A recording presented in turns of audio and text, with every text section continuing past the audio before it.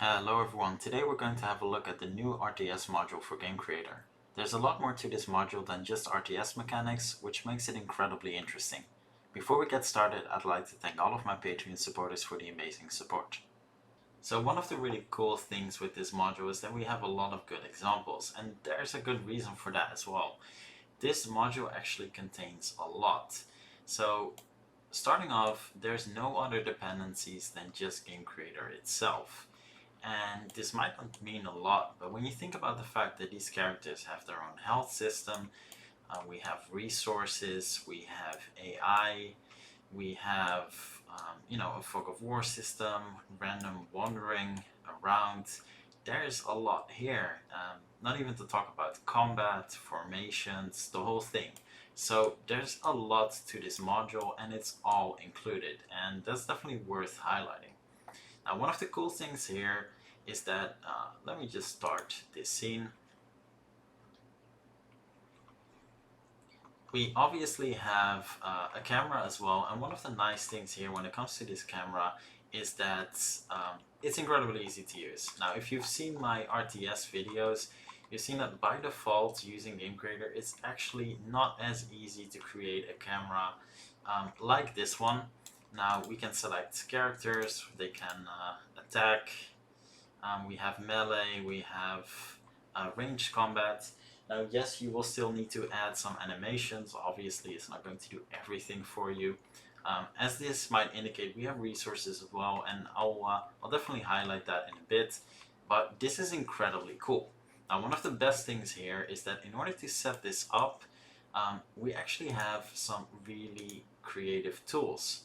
So when we go to preferences for Game Creator, go to RTS, and we have a unit creator. And this basically allows you to create a unit, and we have a couple of examples here as well, of course. And you can literally set up everything. So character speed, stop thresholds, vision distance, the ability to remove fog of war, melee damage, range damage, gathering speeds. There's everything here, which is honestly just really, really awesome. And again, we're not depending on any other type of modules here, so this is all built in, which is really, really cool. So we have AI creators as well, and this is one of those things that you could use for so many different types of games as well, as especially just dynamically wandering around is one of those things that's quite hard to do with just standard behavior. So again, really cool. Definitely check all of these out. There's tons of documentation on this as well on the Vexstorm website. I'll link that in the description so you can have a look. But yeah, this is really awesome. Now we have this obviously for units. We have this for resources as well. Like I mentioned, we have resource gathering. Now this is one of those things you could use for, well, any type of RPG as well, which I know tons of people are creating. We have game states, we have scenario creators.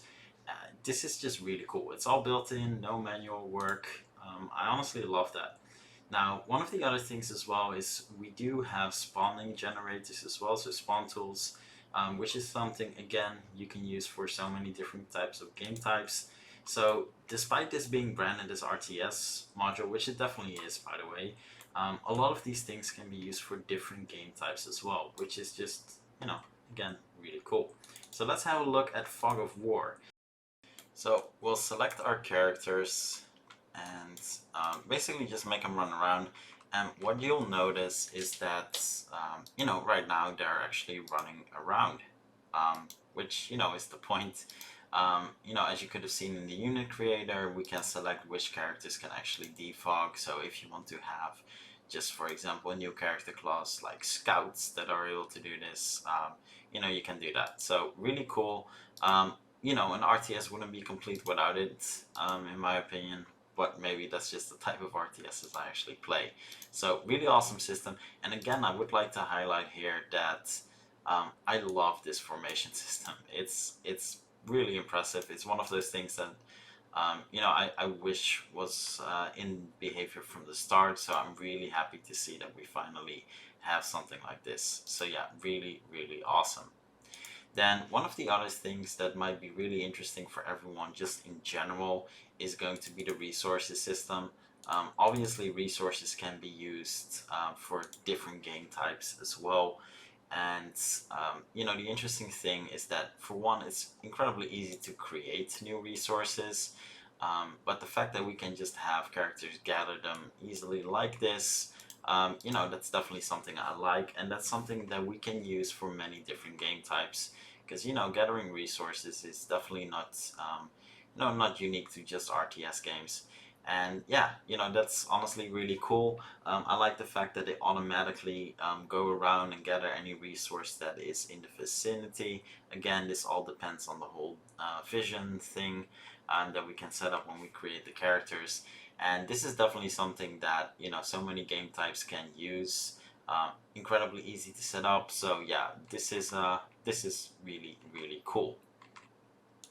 Now, one of the things I already spoke about before, but it's just so nice because it's something we didn't have before, is the whole wandering of characters, and that's definitely something I just really really like.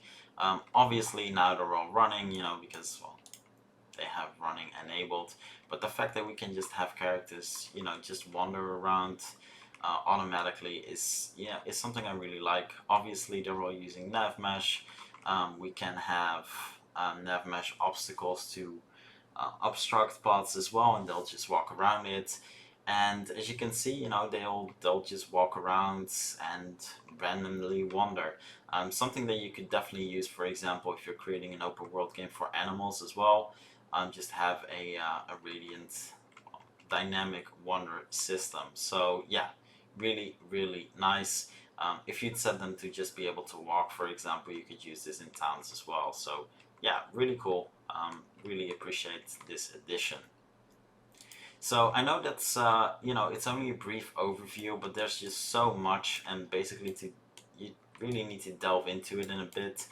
One of the great things is we have extensive documentation as well, and it's really cool to have such in-depth documentation. Obviously, we have a roadmap as well, explanation on how everything needs to be installed, but also just on on all types of the components, what they do, how you need to use them.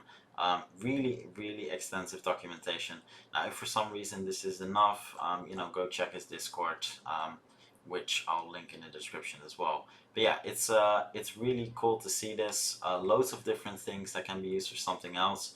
I, for one, will be using a couple of these elements for one of the games I'm creating.